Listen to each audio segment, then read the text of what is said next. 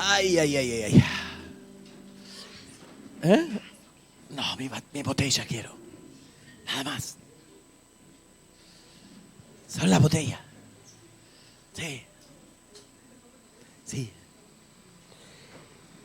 En esta semana, o en estas últimas semanas en realidad, hemos visto mucho movimiento, muchos altibajos en diferentes áreas, a nivel personal, en la iglesia, en la casa de transformación, en el ministerio en general, y muchas veces nos hemos puesto a usar el arma que Dios nos ha dado, que es la oración. Yo sé que hoy puedo estar sentado aquí, tranquilo y relajado y libre, es porque hubo muchísima gente que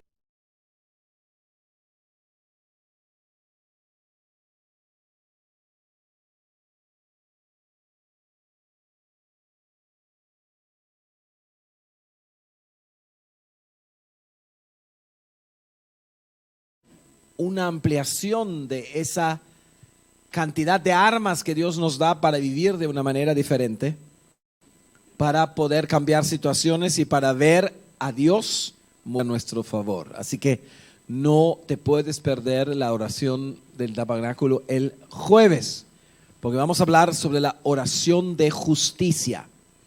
Y vamos a tener un montón de material para que tú lo puedas utilizar en tu 24/7, en tu oración personal, y un montón de lo que voy a decir hoy tiene que ver ya un poquito con lo que vamos a hablar el jueves.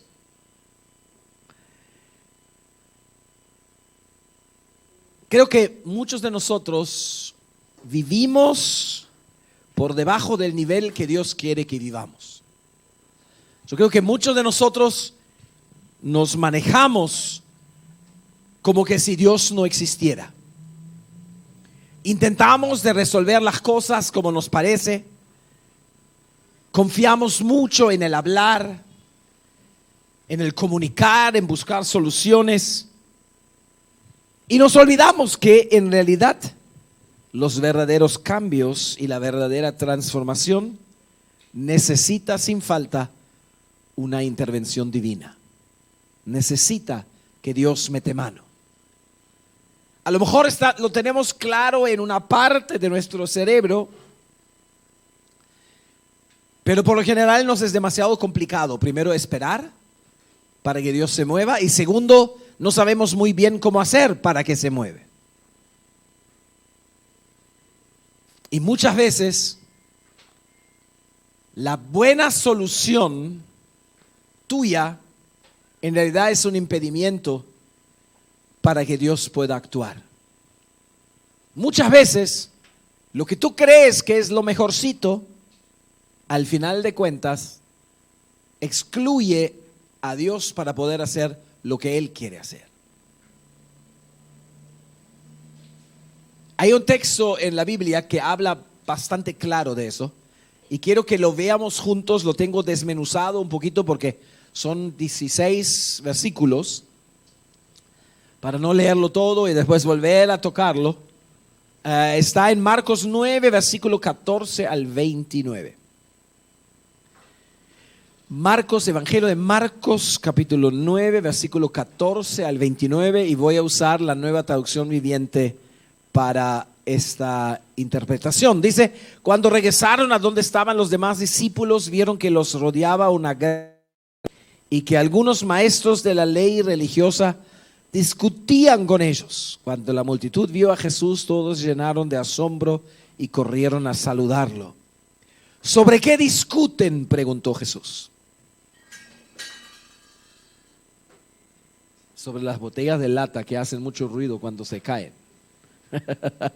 Yo tengo la misma, así que la mía incluso está abollada, pero tengo una nueva también todavía. Pero la historia es típica. Un grupo de gente, algunos religiosos, los discípulos, discutiendo, hablando de las cosas, cómo se debe ser, cómo es, cómo funciona. Hay que entender que la fe judía se alimenta mucho de esas discusiones, de esas charlas, donde cada uno representa su opinión.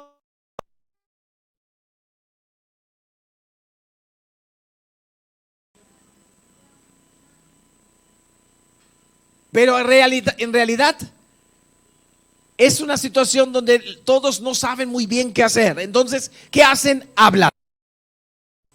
Tenemos que hablar. Cuando no sabes qué hacer, ¿qué dice? Tenemos que hablar. La pregunta es, ¿para qué sirve hablar si no sabes qué hacer? Y el otro a lo mejor tampoco no sabe qué hacer. Y hablan los dos sobre algo que no saben cómo hacer. Y por lo general esas charlas se transforman en, bueno, lo que es lógico, lo que es conveniente, lo que es mejor, lo que puede ser, lo que se podría hacer. Y al final igual tienes que tomar una decisión. ¿Qué vas a hacer?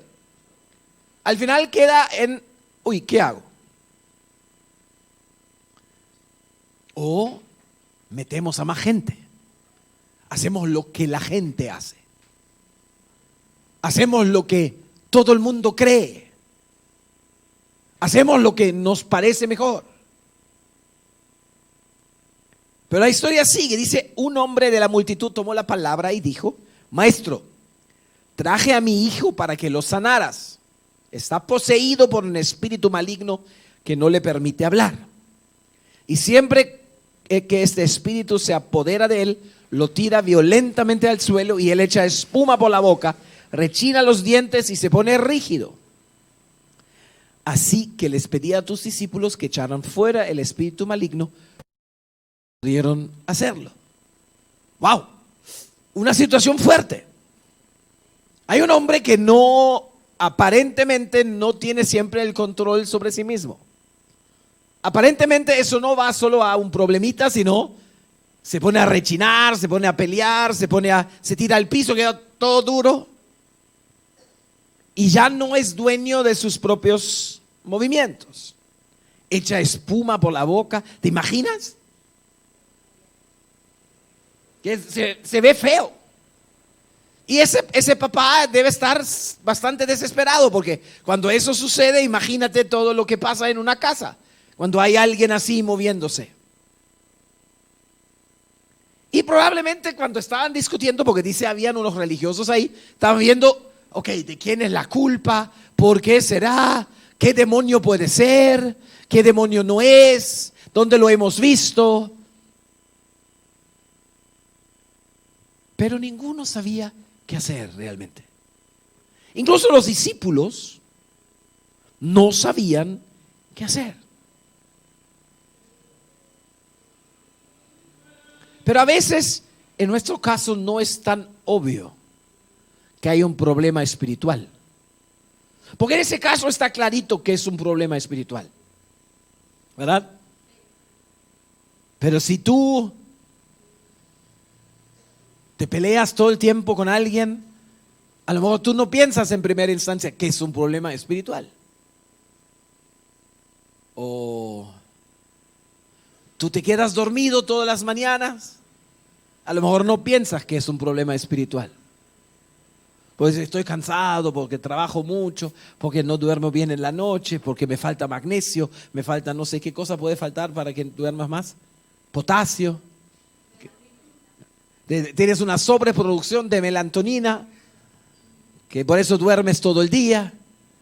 Se puede ocurrir cualquier idea. O tú eres tipo fosforito, cuando te rascan, te explotas, como la cabecita del fósforo. O muchas veces te viene la depresión y no sabes dónde meterte. Y estás pensando en matarte. Dudas de todo el mundo. Te cuesta mucho confiar. A lo mejor ahí no es lo primero que se le ocurre a uno, que eso puede ser un problema espiritual. O que te duermes en el culto como Kelly. Yo lo veo todo desde aquí. Voy a poner una cámara también para que los otros también lo vean, lo lindo que se ve a Kelly durmiendo. Así que, ¿será que es un problema espiritual, Kelly? No, seguro que sí. Pero dice que los discípulos intentaron de solucionarlo y no pudieron hacerlo. Wow, qué cosas, ¿verdad? Si eran los discípulos de Jesús y no pudieron solucionar ese tema. Aparentemente se necesitaba un arma mayor, ¿verdad? Se necesitaba como la bazooka, con el revólver no ayudaba, necesitaban algo que tenga más fuerza. Pero mira lo que dice Jesús. Jesús les dijo: gente sin fe, ¿hasta cuándo tendré que estar con ustedes? ¿Hasta cuándo tengo que soportarlos? Tráiganme al muchacho. Wow. ¿Será que eso también es el problema en nuestras vidas? Que somos gente que nos falta fe. O acá dice gente sin fe. Peor todavía. Y está hablando de sus discípulos. ¿Qué es eso? O sea, no está hablando de gente que no lo conoce. No está hablando de gente que no ha visto milagros por todos lados y a cada rato. Que anduvo con él y vio los milagros que él hacía. Y sabemos también que cuando mandó a los 70, regresaron diciendo: hasta los demonios nos obedecen. O sea, también vieron que Dios los usaba. Pero en este caso, parece como que su fe se le había ido. Pero interesante, ¿verdad? Que Jesús reduce todo a una cosa sencilla: a la fe. A la fe. ¿Por qué tenés que discutir? ¿Por qué tenés que hablar tanto? ¿Por qué tenés que insistir, insistir, insistir? Pareces un molino ya. ¿Por qué? Te falta fe. Te falta fe para creer por un milagro de transformación. Para creer por un cambio que solo Dios puede hacer. Te falta fe que Dios pueda intervenir. ¿Será que no nos atrevemos a creer que Dios puede hacer las cosas porque nos falta fe? Para mí era un logro que Katia en sus exámenes de Abitur, que son los exámenes más importantes, por eso pagamos un montón de dinero por 12 años, para que, o más, con el kinder y todo eso, me dijo: papá, ¿qué me va a tocar? Dime tú. Y yo dije: pero ¿cómo voy a saber yo qué te va a tocar? En biología, te va a tocar esto. Y le dije: bueno, déjame orar. Porque la pegué de vez en cuando, ¿verdad? Para decirle exactamente lo que iba a venir. Yo dije, hay en alemán se llama Kurzgeschichten, son historias cortas. Y yo le dije: prepárate porque eso viene. Y dice: no, eso no va a venir. Va a venir lírica y va a venir alguna fuente diferente. Pero al final, ¿qué vino? Kurzgeschichten. Entonces en bio eran como 5 temas complicados. ¿Qué voy a estudiar? Y bueno, estudia todo, pero este y este y este va a venir. ¿Y qué vino? Este y este. Entonces yo ya estaba como: papá. Pero ¿saben qué? Lo que más me importó, que Katia logró creer que el Espíritu Santo le podía decir lo que tenía que escribir.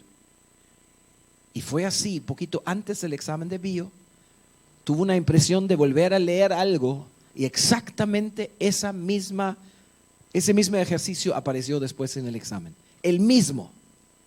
Y Katia dice que en alemán fue como que le salía solo de la pluma escribiendo, porque el Espíritu Santo estaba ahí. Y Katia no es héroe de fe en esas cosas. Y ha sufrido mucho, porque hemos puesto toda nuestra fe en matemática y por lo general fracasamos. Pero bueno, ahí estamos, ¿verdad? Pero matemática está fuera de la fe. Eso es eso es extra fe. Pero ¿por qué digo eso? Muchas veces no estamos haciendo lo que deberíamos hacer para que se solucionen las cosas y nos ponemos a charlar y a hablar, a discutir, a pelear, a hacer todas esas estupideces porque nos falta fe. Mira el que tienes al lado: ¿será que me falta fe? ¿Cómo se pierde la fe? ¿Sabes? Muchas veces la experiencia nos hace perder la fe. Como también la experiencia nos puede aumentar la fe.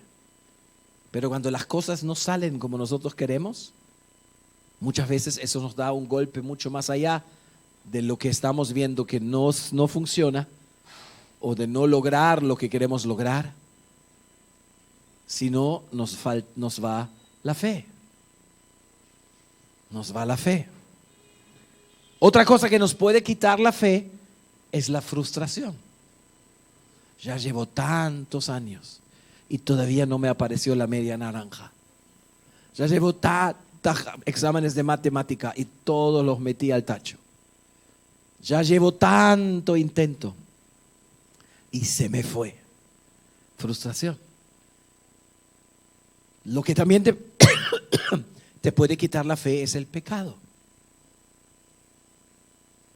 Porque si tú estás en pecado, hay como una sensación que uno sabe, ahora Dios es medio difícil que me responda. Cuando tú sabes que estás en cualquiera, durmiéndote en el culto o otras cosas más. También hay un área que nos puede quitar la fe, que son nuestros pensamientos. De eso estamos trabajando, de eso estamos hablando muchas veces y vamos a seguir trabajando con eso. ¿Qué pienso yo de mí? Yo igual mate no sé, mate nunca me sale, mate no va a funcionar, yo igual soy un queso para mate. Para mí es mejor todo lo que es lenguas, idiomas y esas cosas, o música, el arte es lo mío, pero mate, oh no. O al revés, yo soy un queso en inglés, no aprendo nada, aunque Jesús me enseñe, aunque me habla y me dice y me mete la cosa en la cabeza, pero no puedo guardar nada. Pensamientos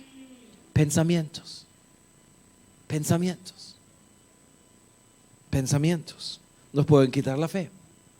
Y en lo que puede quitarnos la fe también es la falta de conocimiento. ¿Qué quiero decir con eso? La falta de conocimiento de la palabra. Porque no sé lo que Dios dice. No sé lo que Dios realmente dice sobre mí, de lo que dice que quiere que haga y lo que piensa sobre mí. Entonces, me quita la fe. Pero sigue, versículo 20. Así que se lo llevaron a Jesús cuando Jesús dijo, tráiganmelo. Cuando el espíritu maligno vio a Jesús, le causó una violenta convulsión al muchacho, que cayó al piso retorciéndose, echando espuma por la boca. ¿Hace cuánto tiempo que le pasa esto?, preguntó Jesús al padre del muchacho. Desde que era muy pequeño, contestó él. A menudo el espíritu lo arroja al fuego o al agua para matarlo. Ten misericordia de nosotros y ayúdanos si puedes. Desde un primer momento, cuando el chico aparece, el muchacho aparece y el demonio lo ve a Jesús, el demonio sabe, ha llegado mi hora. Desde el primer momento. Porque él se tira al piso, lo tira al piso, espuma y toda la porquería. Y es muy claro, el demonio sabe que Jesús no va a discutir con él. Hace unos cuantos años atrás había una teología que tú tenías que preguntarle al demonio su nombre para que te diga cómo se llama. Y el pastor Carlos siempre cuenta una historia de un pastor que tiene una voz así. Y le trajeron un endemoniado. Y le dijo al endemoniado, dime cómo te llamas ahora mismo. Y el demonio le contestó, cuando me hablas como hombre te voy a decir quién soy. Yo no creo en eso. Porque pasa una sola vez en la palabra que Jesús le pregunta a un demonio cómo se llama. ¿Por qué no creo en eso? Porque los demonios, ¿de dónde vienen? Del diablo, ¿verdad? ¿El diablo quién es? El padre de la mentira. Entonces, ¿tú crees que el demonio te va a decir la verdad? Entonces, ¿para qué preguntarle? ¿Se entiende lo que digo? Es como que si le pregunto a ¿quién es el más mentiroso acá? Le pregunto a uno de los chicos si fue él. Siempre me va a decir, no fui. A lo mejor te dice fue él, pero por lo general, yo no fui, yo no hice nada. Yo no. Me pasó el domingo pasado, pero lo descubrí al momento. porque había supervisión. Pero Jesús no le pregunta nada, porque Jesús tenía claro lo que iba a pasar. Jesús sabía lo que iba a suceder. No se puso a discutir ni con la gente. Le dijo a los discípulos: ahora miren, lo que vamos a hacer es esto y esto y esto. Primero lo vamos a bañar en agua bendita, después le vamos a ponerle una frazadita, después vamos a ver qué hacemos. No. Lo que me llama la atención es que el demonio de inmediato sabía quién tenía enfrente. ¿El demonio lo sabe contigo también? ¿A quién tiene enfrente? Porque está la historia en la Biblia que muchos citan después, que unos intentaron de echar fuera demonios en el nombre de Cristo y no eran cristianos, y los demonios los agarraron o los pegaron. ¿Pero el demonio sabe quién eres tú? ¿O mucho menos? Porque ese demonio sabía: ahí estoy frente a alguien que es más fuerte que yo. En primera de Juan 4:4 dice: el espíritu que vive en ustedes es más poderoso que el espíritu que vive en el mundo. ¿Cuál es el espíritu que vive en ti? ¿Ese es el Espíritu Santo que vive en ti? ¿O es el espíritu de este mundo que vive en ti? ¿Cuál espíritu está viviendo en ti? Parece ser que los demonios saben y que Dios sabe, pero a veces nosotros no sabemos exactamente quiénes somos y el poder que tenemos. Creo que es muy importante ver que no dice que nosotros somos mejores en ese texto, sino dice que el espíritu que está en nosotros es más poderoso que el que está en el mundo. Yo solo no puedo hacer nada. Y por lo general lo primero que sucede ante un desafío espiritual es que el diablo te recuerda todo lo que está mal en tu vida. Pero no depende de lo que está mal en tu vida. Depende si el Espíritu de Dios está en ti. Porque ese es más grande y más poderoso que cualquiera. Amén. Y el papá dice: si tú puedes, ayúdame. Y Jesús se enoja. Dice: ¿cómo que si puedo? Todo es posible si uno cree. ¿Qué? Todo es posible si uno cree. Al instante el padre clamó: sí creo, pero ayúdame a superar mi incredulidad. Ese padre es chistoso, ¿eh? Dice: sí creo, pero ayúdame a vencer mi incredulidad. Entonces, ¿crees o estás incrédulo? ¿Qué pasa? Cuando Jesús vio que aumentaba el número de espectadores, reprendió el espíritu maligno, porque Jesús no quería hacer un escándalo ahí. Él vio que llegaba cada vez más gente y dijo: me voy a apurar porque esto, si no, se desbarata acá. Y todo el mundo está, ¡oh! Y no le interesaba eso. Escucha, espíritu inmundo, que este muchacho oiga y habla, dijo: te ordeno que salgas de ese muchacho y nunca más entres en él. Entonces el espíritu gritó, le causó otra convulsión violenta al muchacho y salió de él. El muchacho quedó como muerto. Un murmullo recorrió la multitud: está muerto.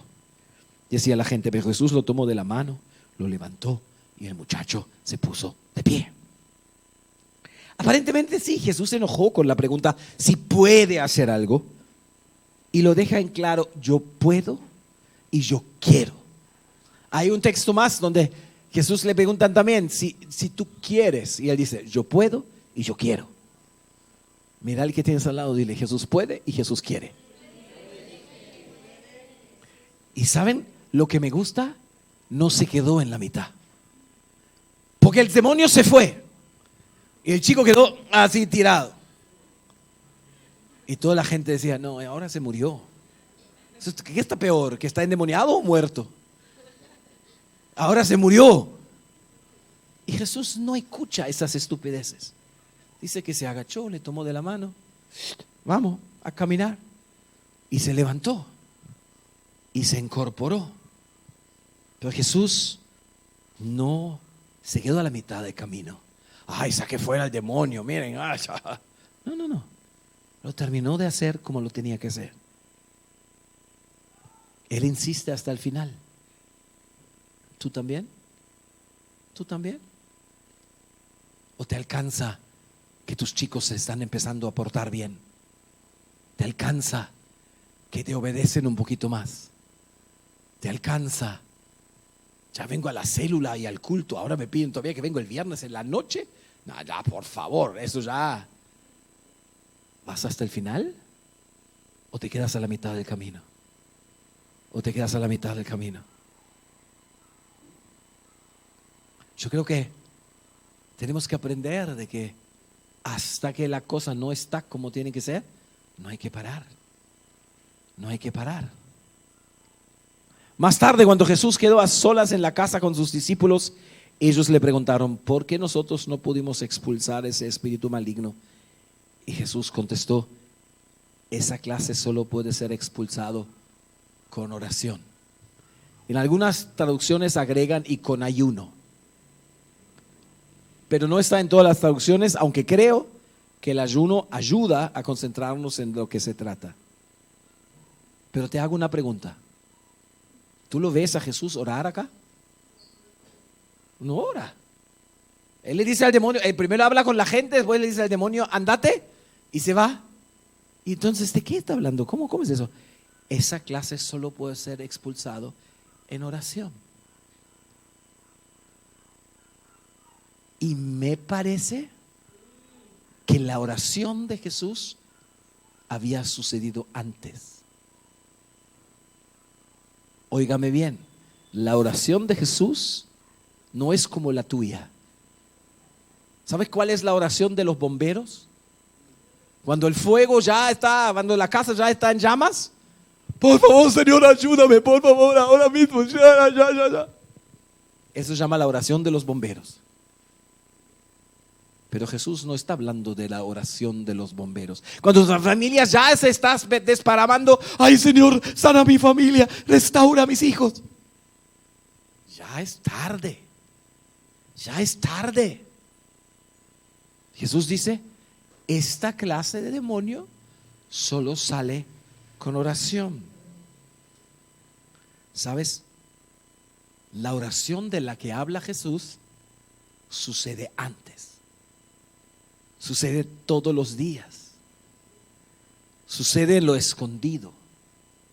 Ahí está la clave de la autoridad del poder después. No ahí en el momento, no ahí en el lugar para echar fuera a un demonio, sino antes. Según ese texto, de esa oración especial en tus tiempos personales con el Señor, ahí está el poder y está la autoridad. Y no estoy hablando de tus 10 minutos al día o de tu media hora de lamento boliviano sobre tus problemas con el Señor. Estoy hablando de orar con decisión. Estoy hablando de orar con meta. Estoy hablando de orar con un deseo de tocar el corazón de Dios. Y a veces me pregunto si tú sabes cómo hacer eso. Si sabes cómo hacer para llegar a donde debes llegar y realmente se queda siempre en lo mismo. Señor, ayúdame en el colegio, ayúdame en la universidad, bendice a mi mamá, bendice a mi novio, bendice a mi familia, dame plata. O tú estás realmente pasando tu tiempo con Él con una meta única: quiero estar contigo, quiero pasar tiempo contigo, porque de ahí sale la autoridad que después necesitas. Si la gente viene y me dice, pastor, esta semana tuve poco tiempo para orar, yo le digo, pero ¿cómo hiciste para vivir? ¿Cómo hiciste para vivir? No, pero me quedé dormido, estaba tan cansado, era tanto trabajo, y mi familia y los problemas. ¿Sabes? Esos son los tiempos donde más tienes que orar, donde más tienes que estar en la presencia del Señor. Y otra vez, no pidiendo la lista arriba abajo, sino pasar tiempo con Él.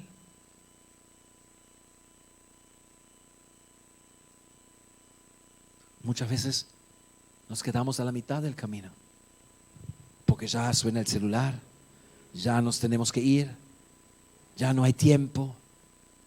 Y no sé si a ti te pasa, a mí me pasa, cuando me falta un día, después el día siguiente es más difícil. Tienes que como volver a vencer esa barrera que ayer no pasaste. Y si son 2 o 3 o 4 días, se hace más difícil todavía.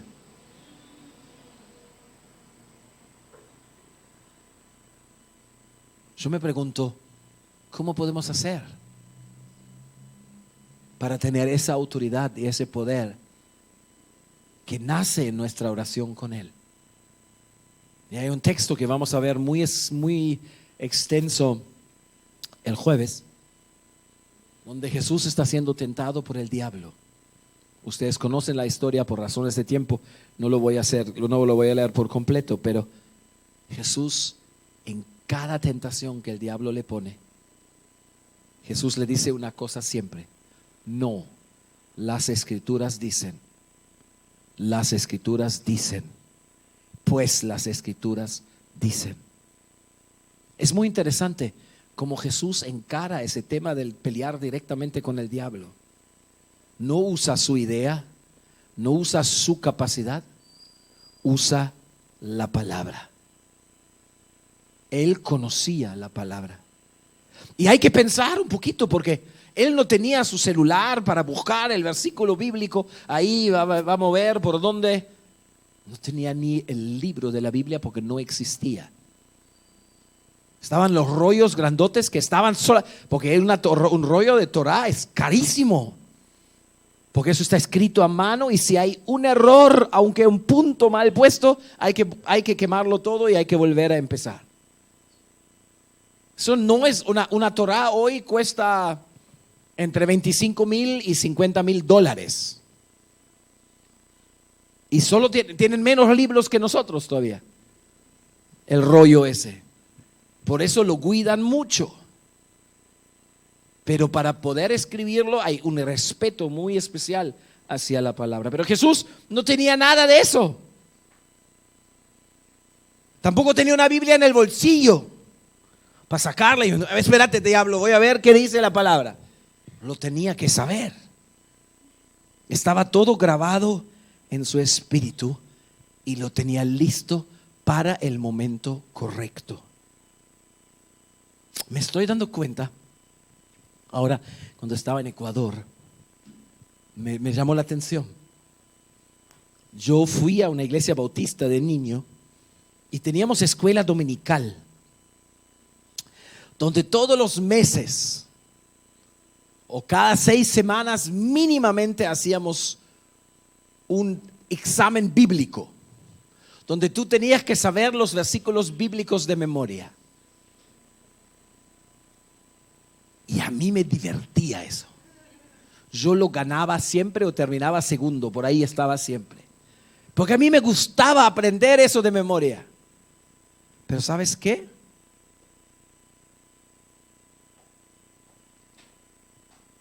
Para poder tener autoridad y para poder tener poder, tú necesitas conocer a la palabra. ¿Y sabes qué? Aunque lo aprendí en alemán, de alguna forma lo traspasé al español. A veces me hago la traducción sola y después tengo que buscar cómo dice exactamente. Pero me estoy dando cuenta que sin eso no estaría donde estoy hoy. No tendría muchas veces una idea clara cómo actuar, qué hacer, qué decir y por dónde moverme. Creo que es tu deber, como es mi deber, de ser más fluido en la palabra, ser más firme en la palabra en tu memoria, en tu espíritu y en tu vida diaria.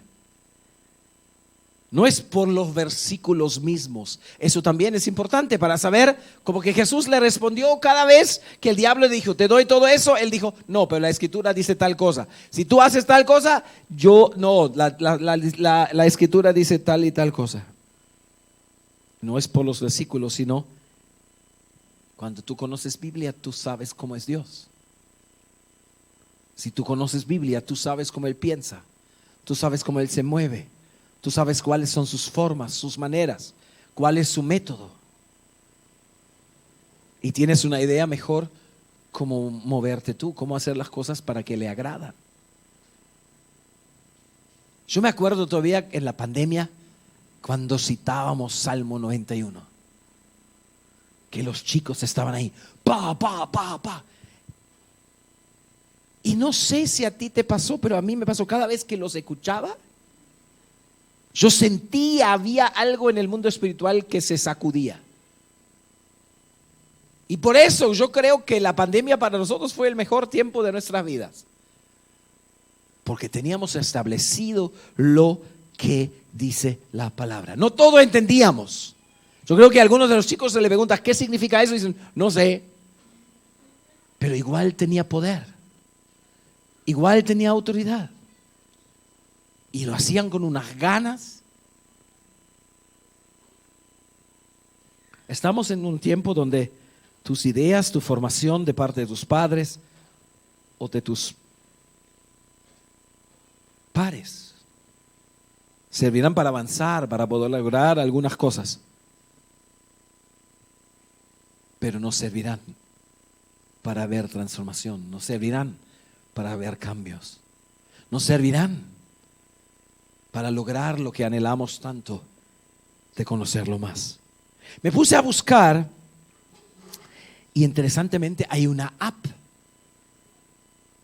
en el Play Store de Android y en el App Store de los iPhone que se llama Remember Me. Espérate. Se llama Remember Me. Después le mando el link. Yo me la bajé ya.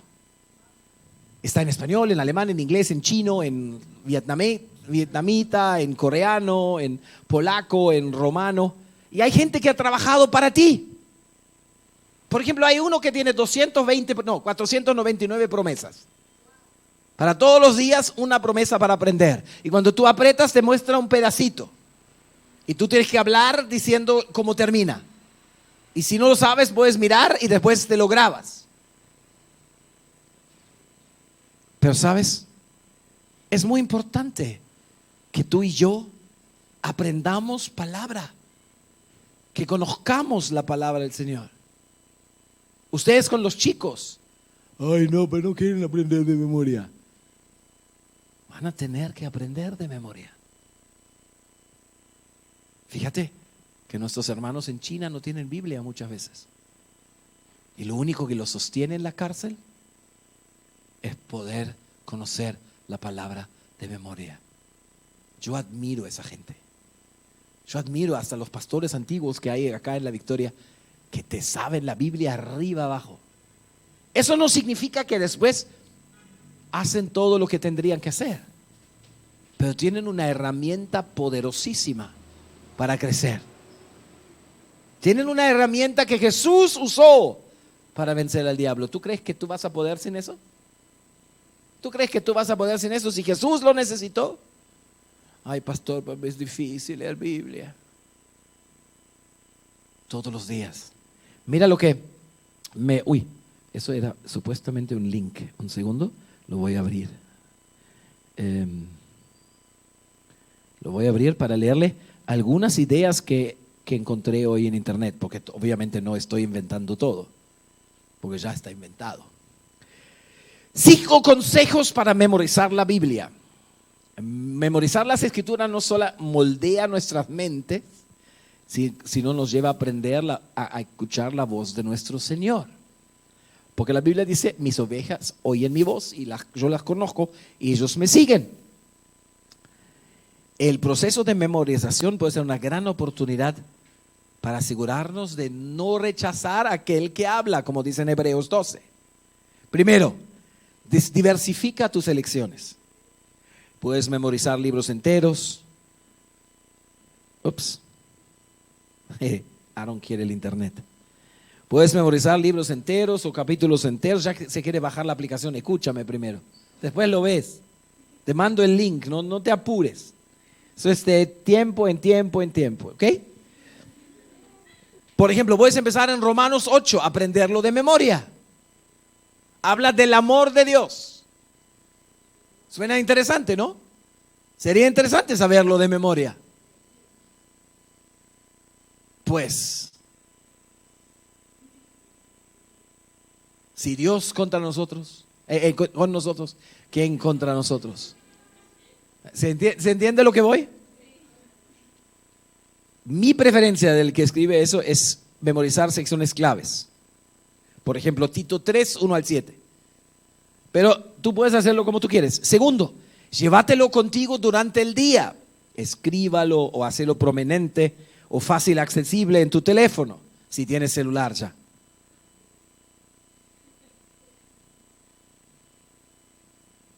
No me parece bien poner en cuarentena tu memorización y dejarla por solo un pedazo del día. Déjalo libre todo el día, busca, fíjate, escúchalo, háblalo, léelo, vuelve a repetirlo hasta que te queda. Tercero, busca entender, sentir y aplicar. A lo mejor no entiendes muy bien qué quiere decir el texto. Busca un poquito alrededor en tu tiempo personal con él para que puedas entender lo que quiere decir. Hace de tu texto una oración.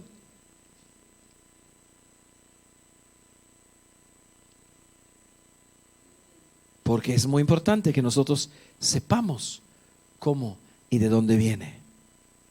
Esas son algunas ideas, después se los puedo poner en el chat si quieren. Pero, por ejemplo, en Colosenses 3:16 dice que habite en ustedes la palabra de Cristo con toda su riqueza. ¿Cómo? Que habite en ustedes la palabra de Cristo con toda su riqueza. ¿Habita en ti? ¿La palabra de Cristo habita en ti? ¿O más o menos? Más o menos, ¿no? Instruyanse y aconséjense unos a otros con toda sabiduría. Canten salmos, himnos y canciones espirituales a Dios con gratitud de corazón. Pero comienza que la palabra de Dios esté viviendo dentro de ti y que tú tengas un recurso incorporado que te sirve para lo que sea necesario. Con Katia muchas veces cuando vamos en el auto en la mañana hacemos mi posición en Cristo. A veces nos olvidamos, a veces lo hacemos en alemán, a veces lo hacemos en español. Pero solo escucharlos es palabra que comienza a despertar algo en ti que te hace entender: yo soy una persona en autoridad, soy una persona con poder. ¿Por qué? Porque esta clase de demonios solo sale en oración. Pero la oración sucedió antes. La oración sucedió antes en tu cuarto, antes en tu lugar, donde tú has tenido tu tiempo. A veces no, porque otra vez los devocionales. ¿Sabes qué? ¿Por qué hacemos los devocionales? A veces son aburridos, es verdad, pasa. Pero ¿sabes por qué lo hacemos? Para que se crea en ti una costumbre de todos los días de enfrentarte con el Señor, de todos los días de exponerte a su palabra, todos los días meterte para que Él pueda hablarte y que tú puedas entender de qué se trata, que pueda ablandar tu corazón duro, que pueda abrirte la mente y que te pueda dar poder y autoridad. En el lugar donde estás, ponte de pie.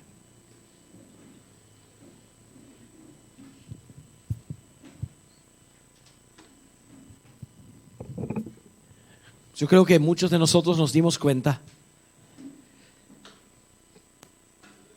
que somos muy básicos en nuestro conocimiento de la palabra. Algunos a lo mejor se acuerdan todavía Juan 3:16. ¿Qué dice ahí? Que tú lo sabes, le pregunté a Naomi. De tal manera. ¿Cómo es? Amó Dios al mundo.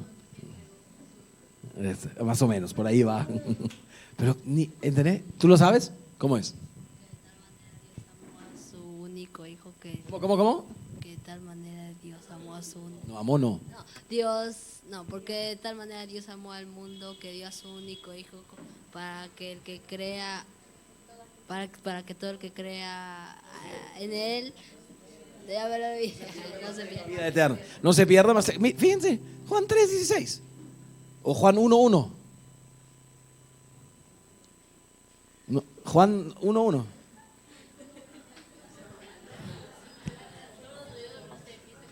La palabra estaba con Dios, ¿verdad?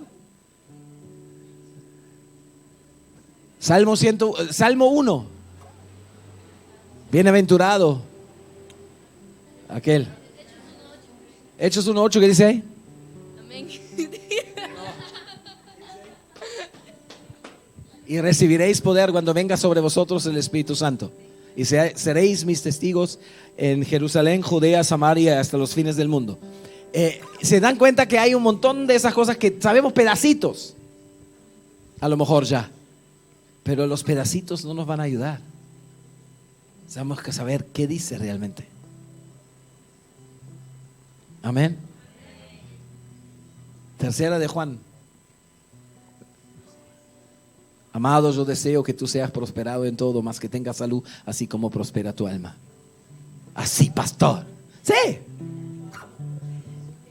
Dad y se os dará, medida buena, remecida, apretada, vuelta a llenar hasta que sobreabunden vuestros regazos. Eso sí ya saben también. Pero ¿se entiende a lo que voy? Creo que nos dimos cuenta que no hay poder, no hay autoridad. ¿Por qué? Porque estamos fallando en lo más importante, en la oración.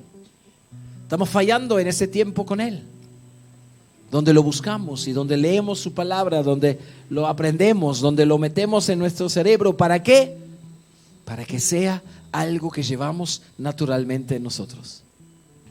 Así que creo que sería bueno de cierres tus ojos en el lugar donde estás y ¿por qué no le pides perdón al Señor por haber tratado con tanto desprecio a su palabra? Que te aburre, difícil, no quiero aprender de memoria, pero el resultado es que tú lo único que te queda es hablar, lo único que te queda es discutir, lo único que te queda es soluciones terrenales, pero no soluciones divinas. Y necesitamos soluciones divinas en nuestras propias vidas, en la vida de la gente que tenemos a cargo, en la iglesia, en la casa, en el colegio, donde sea. Dios te quiere dar todo, pero tú tienes que usar y saber usar las herramientas que Él ha puesto a tu disposición. Así que en el lugar donde estás, habla con Él.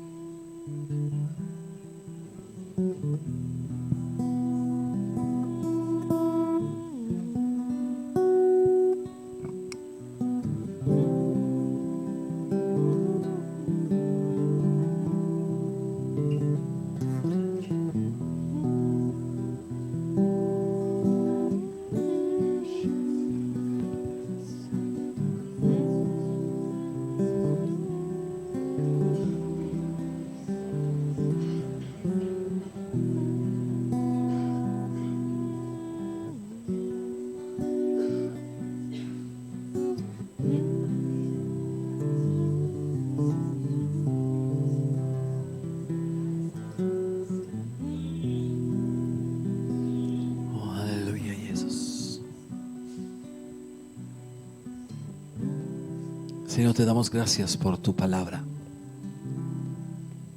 Te damos gracias por hablarnos hoy, por volver a meter el dedo en la llaga.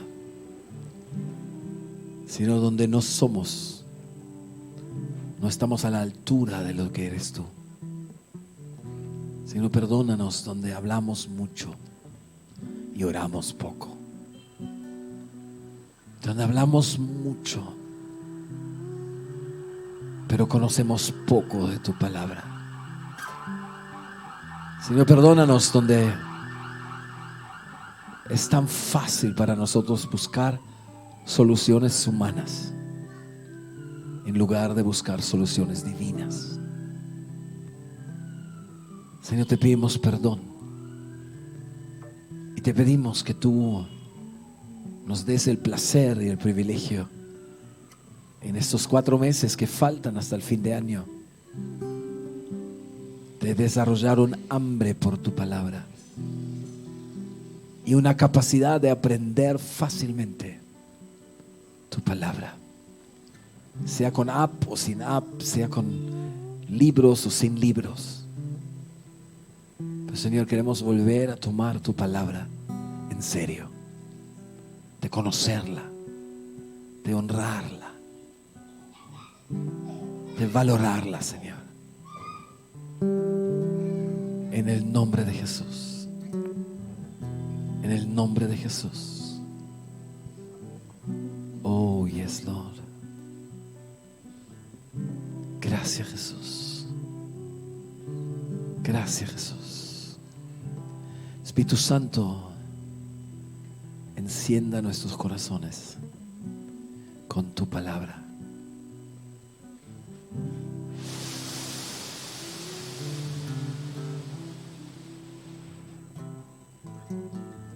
Oh, yes, Lord.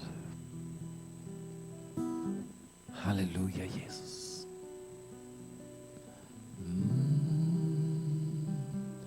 Tu palabra es una lámpara a nuestros pies.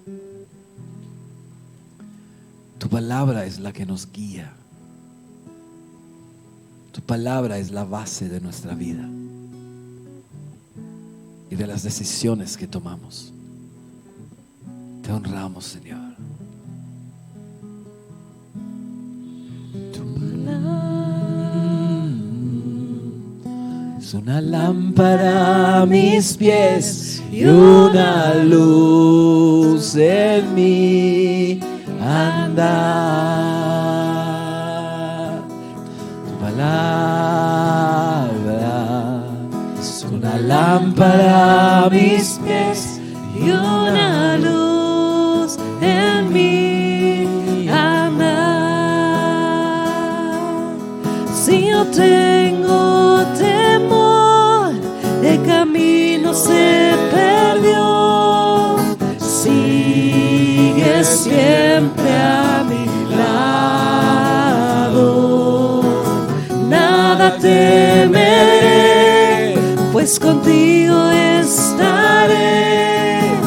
Quédate hasta el final.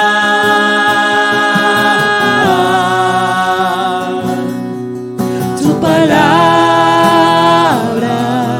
es una lámpara a mis pies y una luz en mi andar. Tu palabra es una lámpara a mis pies y una luz en mi andar. No olvidaré tu amor por mi Señor, mi corazón asombrado está. Guíame, Jesús, de tu mano quiero estar y te amaré hasta el final.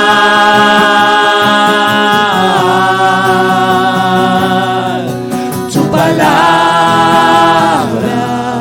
es una lámpara a mis pies y una luz en mi andar. Tu palabra es una lámpara a mis pies y una luz en mi andar. Y una vez más todos. Tu palabra es una lámpara a mis pies y una luz en mi andar. Tu palabra es una lámpara a mis pies y una luz en mi andar. Dale un fuerte aplauso al Señor.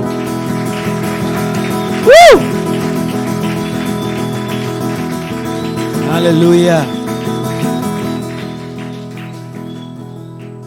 Eso ha sido todo por hoy. Vamos a terminar con la bendición de Aarón y nos vamos a despedir ahí de todos nuestros amigos que están conectados por internet. Un abrazo a Sucre, donde tuvieron 5 invitados. Así que bienvenidos a la iglesia. Esperamos que lo hayan pasado súper bien. También en La Paz estaba lleno y acá también, obviamente. Un abrazo a todos. Dios les bendiga. No se olviden, mañana 7 de la mañana el devocional y el martes en la noche la célula y así todo el programa de la semana, que lo van a tener en un ratito también en el chat de la iglesia. Así que vamos a terminar con la bendición de Aarón.